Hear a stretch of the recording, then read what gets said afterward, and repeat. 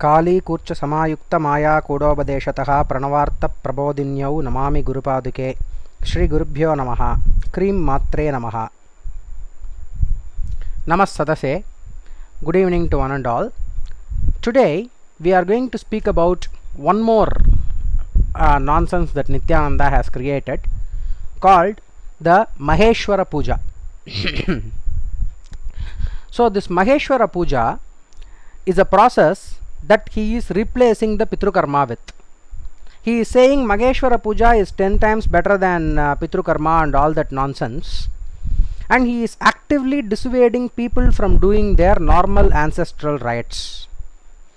This is very, very dangerous because of one simple reason. Whenever you go to any astrologer, if you are having any trouble in your life, if you are going to any astrologer, you might have heard the first question that they will ask is, are you doing your Pitru Karmas properly? Because without the blessings of our ancestors, without the blessings of our Pitru, no Daiva Karma, no Rishi Karma, and no Daiva Graha Karma, whatever you are doing, not even your Punya Karma or Dharma or Dhana that you are doing, will give you effect. So our ancestors has to be satisfied first, because they are the reason for our body's existence. This is the concept. Now there are meticulous methods which have been given for the Pitru Karma. Currently he has started up the Mageshwara Puja again, asking for $2,000 per head. But currently he has changed the purpose, the goal of Mageshwara Puja, or he has added one more purpose to the Mageshwara Puja. That is, he is saying by doing the Mageshwara Puja, the Pitru Karma aspect of it is also there. Apart from that, if you die personally, you will come to Kailasha if you do this Mageshwara Puja right now. This is what he is saying. So he is essentially trying to capitalize on the fear of death that many of us are currently having due to the coronavirus. So this is the most heartless, most cruel thing that a person can do by making money out of our fear of death, and that is exactly what Nithyananda is doing right now. So the problem here is his Mageshwara Puja process goes something like this. There are a lot of explanations and there are a lot of descriptions of this puja, apart from the puja itself being telecasted in the media for advertisement purpose. So this is how the puja goes. It seems they will prepare all the food, they will put it together and mix everything in a big bowl, and Sannyasis are feeding each other. That's all. That is Mageshwara Puja. And they are using the Charama Sloka from Bhagavad Gita in the Mageshwara Puja. Sarvadharmani Padityacha Mamyekam Charanam Raja Aham Tva Sarvapabhebhyo Mokshayishyami Masucha. This is what they are using. Now there are two problems here. One is, Charama Shloka is to be used not during the Śrāddha or not during the Pitru Karma, but during the moment of death. During the moment of death, you have to chant Charama Shloka in the ear of the person who is going to die, and that will help him to free himself from all the sins that he has committed, not from the virtues that he has committed. The virtues are still going to follow him. So in order to avoid hell and in order to have a better birth than this one, the Charama Shloka is being used. This has got nothing whatsoever to do with the Pitru Karma that we are doing. Okay. And also there is no place for yatis. There is no place for yatis or sannyasis in the Śrāddha. That is very, very important. It is not only stated that Śrāddha has to be done by grihasthas or by brahmacharis. If he is not a grihastha yet, he can do it alone. By brahmacharis, and grihasthas have to be fed or brahmacharis have to be fed. That's all. There is no place for a sannyasi in a Śrāddha. There is a very beautiful proof of this concept in the life of Shankara. Adi Shankara is going to argue with Mandana Mishra Pandita. So when he is going to argue, what Mandana Mishra Pandita is doing is he is conducting the Śrāddha for his father, the annual ceremony for his father, at his home. So when a yati is coming to your home, obviously you have to feed him. That is the first thing. You have to offer him bhiksha. But Mandana Mishra is apologizing. This is there in the Shankara Vijayam. He is apologizing and he is stating that I am not able to provide anything to you. Then the argument starts, like, where is the bald head? Where is the bald head starting from, or where is the bald head coming from? Then here Shankara is answering, bald head is coming from the head, from the neck. So all these kinds of arguments, all these logical arguments are going on. Okay. Now, but before all of these things, Mandana Mishra is apologizing, stating that I am sorry, today is Śrāddham happening in my home, so I will not be able to feed you. This is what Mandana Mishra is saying. So what do we understand from this? We clearly understand that Sannyasis have no place to play, no part to play in the Śrāddha karma. That much is clear. Second problem is, one person has to conduct the Śrāddha for his parents or for his ancestors alone, separately. The food that is being cooked should not even be shared with his own sister if she is married. It is only for the people who are inside the paternal lineage of the family. That's all. The Pitru sesham, that is after the Pitrus have eaten, after the Brāhmanas or after the priests have eaten, who have been identified as the Pitru, in whom the Pitrus have been manifested, once they have eaten, the family will not even share the food with their sisters if the sister is married and if she has gone to another home. It is called Pitru sesham. It cannot be shared with them. Only the son and his family. If there is more than one son, then their family, grandchildren, their family, unmarried women in the family, they can eat. That's all. Nobody else can eat. Even if a widowed sister is staying at your home, she cannot eat the Pitru sesham because she has already gone out of the family, even though you are the person who is taking care of her. Now, please understand all these things very clearly, because what Nithyananda is doing is, he is making one big potpourri of food and he is just trying to bring everything together. So your Pitru sesham is being shared by everybody else. There is even a restriction, because I have a lot, before that I have to say something. I have a lot of experience in this. Currently I am doing 4 shrarddhas every year. My grandmother, my father, my father's one brother, another brother. Everybody, like railway, this one, like train, everybody has gone. One by one, one behind the other. Everybody has gone. So I have done the ancestral rites for them, and I am also doing, I have done the death rituals for them, and I am also doing the yearly rituals that needs to be done every year 4 times. So what you need to understand here is that when I was doing this rite in one place, I don't want to name names, but there was one contractor who prepared the food all together and brought it to different shraddhas. So I fought with him vehemently. I told him, you cannot do this, because if that person, let us say there are 2 people who are doing the Śrāddha on the same day, and he is the caterer, and he has prepared the food food in his place, and he has brought the food together. I said, I will not use this. Prepare again and bring. I will wait. Otherwise, I will prepare outside. I will not pay you for the food. Because if that person is finishing the Śrāddha before me, and if those priests are eating before our ceremony, then it becomes uchishta for these people. It becomes sesham, remaining for these people, remaining food, not fresh food, but remaining food for these people. I'm really sorry. No corona, this is only normal cough. So as I was telling you, if I am completing the rite before, then it becomes problem for them. So I protested and I fought with him, because Pitru sesham has to be consumed only by the family, and also the Pitru sesham can only be from one Pitru. It cannot be from different people. So this is only belief based system, Śrāddha based system, so far as it does not come into your experience. Once it comes into your experience, you will understand that all these things are living realities.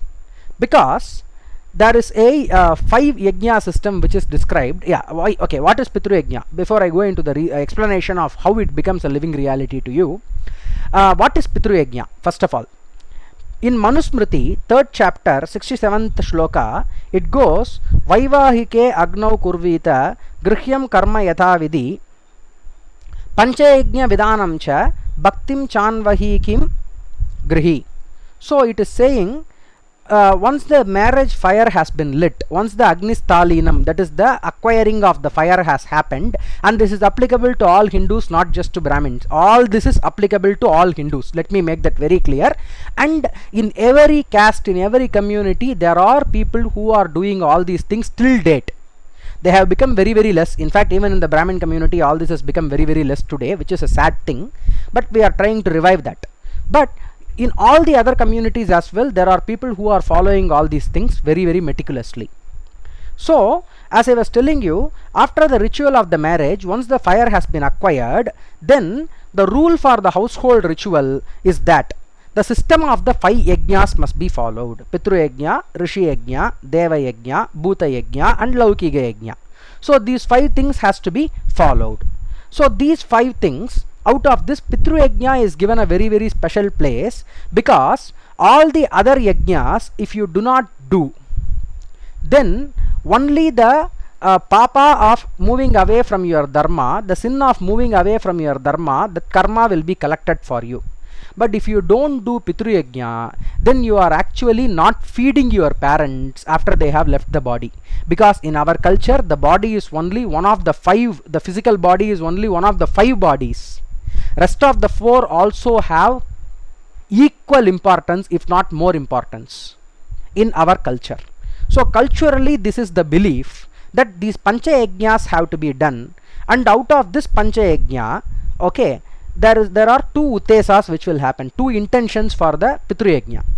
One is Eka Purusha Uddesha and another one is Tripurusha Uddesha. So Eka Purusha Uddesha, meaning once the soul has, once I am saying soul for your understanding, but please understand that the Annamaya Kosha and Manomaya Kosha are left here, and the Pranamaya Kosha, Vijnanamaya Kosha and Anandamaya Kosha are going away. So 3 subtle bodies are going away, 1 subtle body and only 1 gross body. There is only 1 gross body, and mind is called as gross subtle. Prana Sarira is subtle. Okay, so this gross subtle body and gross body is left here, and rest of the 3 are going away. So once that goes away, that body is called as Bhutam, and due to the hunger, it is becoming Prabhutam. Bhutam means big and Prabhutam means very big. It is becoming very big body. So there is a huge explanation as to who can do the karma. If that person is absent, who should do? If that person is absent, who should do? All these things are there. Okay, and even when the father is alive, if he is in bed, he is totally unable to do anything at all, then the son has the rights to do the shrarddham for his grandparents with the permission of his father, and his father must be considered as one of the Pitrus, and he must take the place of one of the Pitrus and eat in the Śrāddha. So this is called as Eka Purusha, this is called as the Tripurusha Uddesa.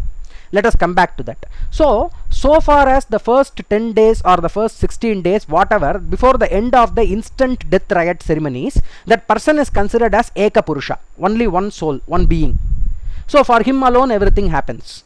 The son does not get the right to do anything for his grandfather even after the father has passed away. But once the 11th day ceremony, Sapinti Haranam is over, 11th day, 12th day ceremony, Sapinti Haranam is over, at that point of time, the Traya Purusha Uttesa comes into being. That is Vasu, Rudra, Aditya, meaning 3 positions of the Vasus, Vasuloka, and then the Aditya Loka and the Rudra Loka. Vasuloka, Rudra Loka and Aditya Loka. So these are the 3 positions which the Pitrus are attaining, and once they attain these positions, all the Śrāddha karmas, all the first year ceremony, as monthly ceremony in the first year as well as the first year ending ceremony, and then every year ceremony, that has to happen for your father, your grandfather and his father, your great grandfather. Okay, so for these 3 people, not only these 3 people, for your father, your grandfather and your great grandfather on your paternal side, your paternal mother, your mother, your paternal grandmother and her mother-in-law, which is your paternal grandfather's wife, or if the mother is alive, then your grandmother, her mother-in-law, her mother-in-law. This is how it goes. And also on the side of your mother, if your maternal grandparents are not alive, then your maternal grandparents, your maternal grandfather's father and mother, and then your maternal grandfather's great grandfather and great grandmother. So these 6 people you have to do the, when you are doing the Pinda Pradhanam in your father's Shraddham, you are doing this for all these people. When you are giving the rice ball and the sesame seeds, you are giving this for these people. And also on every new moon day, you are doing this. If not, you are supposed to do it on the new moon day of the Mahalaya Paksha, which is happening during the Navaratri, the start of the Navaratri. So this is how the process goes. Now, this Mahalaya Paksha and this Mahalaya Amavasya, and then also this Ashada Amavasya, all of these things are special days wherein even if you are not doing throughout the year, you have to do once. All of this has astronomical meaning. I will not get very deep into it because it is a huge subject which requires a lot of references that I am not having right now in my hand, but I have studied about them. If need be, I will explain them to you later. So, as I was telling you, this process makes you identify 3 generations before you on both sides. I don't think any other culture has this kind of a system wherein you know your ancestors 3 generations on your father's side, 3 generations on your mother's side. All the 6 of them you know. So this kind of a system is very, very unique to our culture. And so when this Ekapurusha Tripurusha Uttesa is happening, if your father is unable to do, as I was telling, Tesham Taktvatu Hasteshu Sapavitram Tilaudakam Tatpindagram Prayacheta Swadaisham Astvidi Bruvan is the 223rd shloka of the 3rd chapter of Manusmrithi. It is saying, once having poured into their hands water and the sesame leaf, okay, along with the kusha grasses, he should offer the top portion saying, may this be swada to these. Okay, meaning tesham taktvatu hasteshu. So once you have to wear the pavitram on your hand, sapavitram tilaudakam, and you have to use water and this one sesame seed, and you have to pour that along with the darba, the pavitram in your hand. And after doing this, the tatpindagram prayacheta, so the top portion, on the top portion of the pinda, you have to touch it and you have to say, may these things swada meanings come and please welcome to take it. So please welcome, take this. So swada, so we are calling you to come and eat this you have to say. So this is the process, not putting everything together, not putting sambar, rasam like Nithyananda's face. It should not be like Nithyananda's face. So you cannot mix all of these things together and make a huge ball, then feed it with, one person will hold it in their hand, another person will come and auk, eat it with their mouth or probably with their hand, whatever.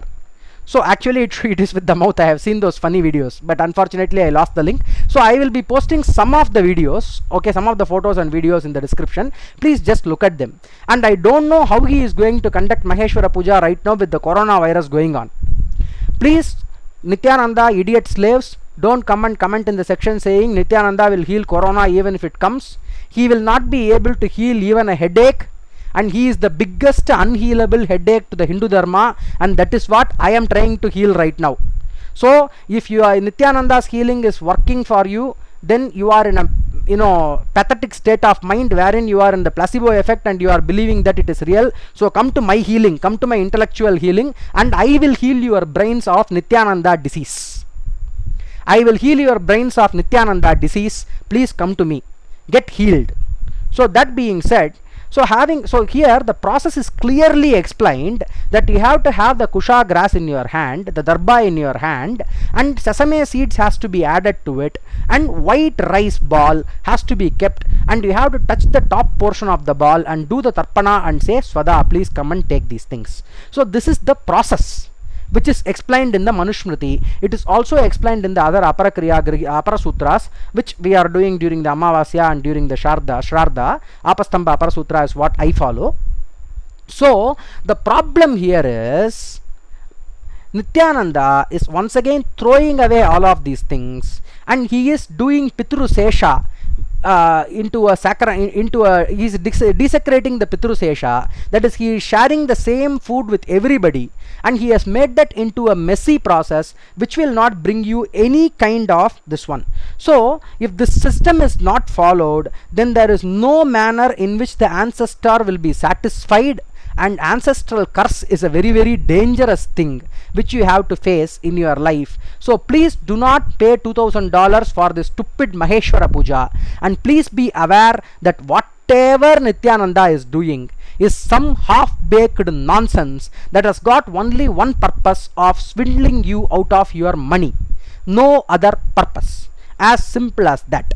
Because the place where he grew up is full of spiritual conmen who will always try to, who are currently getting money out of three categories of people: foreigners, non-residential Indians, and rich people who don't want to stand in a queue in the temple. These three are the target audience of more than 50 ashrams in Tiruvannamalai, who are simply swindling money from them, simply sleazing money from them every time during every Kartikeya Deepam and during every Mahashivratri. They are depositing 5 crore rupees, 7 crore rupees. I don't care if they make money, but those are the ashrams which are not giving proper spirituality to anybody. And also, out of the 170 ashrams, only 50 ashrams are like that. Remaining 110 ashrams are struggling for even one single meal. So that is the difference here. So once again, this Mageshwara Puja process is wrong on these levels. First point is, the food that is being prepared for any kind of ancestral rite cannot be shared with anybody else other than your own family. Even if your sister is married outside, it cannot be shared. That is wrong. Second thing is, Sannyasis have no part to play in the Śrāddha. In fact, it should be actively avoided during the Śrāddha alone. Other times, if a yadhi is standing in front of your house, you have to feed him. That is your regulation. That is one part of the Rishi Karma. That is your regulation, Rishi Yajna. And then, third problem is that he is not involving sesame seeds and other things, and you are not supposed to consume the sesame seed that is used in the sesame or sesame. How do you pronounce that? Sesame seed that is used in the Pitru Yajna at all. It is yajna, sacrifice. You cannot eat it back at all. Okay. And also, feeding the crow is a very important thing, which I think he is not doing either. So please understand that this is nothing but one more method used by Nithyananda to get money out of you. Please do not pay for Mageshwara Puja, and kindly understand, if you die as a Nithyananda devotee, surely there is no Kailasha for you. Shiva will take his trident and hit you on your head, saying, see, he is the fellow who made fun of me, and he is the fellow who cheated in my name, and you are his disciples, get out. This will be his answer to you. So please understand, there is no spirituality whatsoever involved in anything that Nithyananda is doing. The only thing that is involved as far as spirituality is concerned are the words that he is using, that too in the wrong context, after stripping away all the traditional values from the practice. He is simply throwing some bones at you, and you are paying hell a lot of money for your bones. Way too much money. If you have that kind of money, you can even give it to an orphanage, or if possible, you can go and reach a proper guru, or if that is not possible for you, give it to temples, because so many temples are without even one single day food right now, one single meal right now. It is very hard for them. They are using the civil supplies rice, the ration rice in the temples. That is the condition right now. And please do not enrich this con man, and please do not take part in this Mageshwara Puja, because if you take part in the Mageshwara Puja and if you neglect your Pitru karmas thinking that it has been taken care of, you will have hell a lot of troubles in your life due to Pitru Shaba. Please don't go into the curse of your ancestors. At least if you are not doing anything that is fine. If you are simply feeding some poor children or something, that is fine. But try to do Pitru Karma, because that is very, very important. They have given this body to us, and their father has given that body. Nobody else can replace this. So please do Pitru Karma in the proper way. If you do not know what is the proper way, one simple answer: learn it. You are learning so many things for your livelihood, but you are not learning these things. And one day, one person was asking me over the phone, it is very hard to find my origin village, my ancestral village. I am not able to find it. I have to find that out first. That and all is not possible. He was telling me.